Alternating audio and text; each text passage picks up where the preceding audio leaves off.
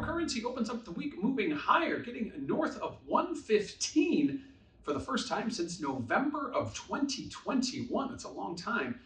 Obviously, a lot had to do with the dollar, which was moving lower. Recall last week, the Fed Chair, Mr. Powell, reiterated his comments that the Fed will be patient in waiting to see how inflation reacts to some of these trade and tariff headlines that have been passing along.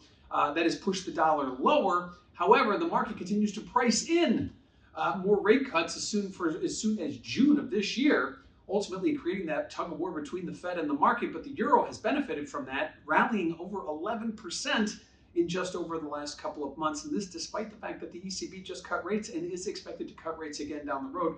So ultimately, the euro is seeing a big push higher, north of 115, the highest it's been in almost 3.5 years. Now, what does this mean for volatility? Well, check out that CVOL index over at cmegroup.com. And you will see the volatility moved lower all of last week. However, that reversed much higher as prices moved higher. And as we kind of broke out to those 3.5-year highs, we saw volatility moving higher as well.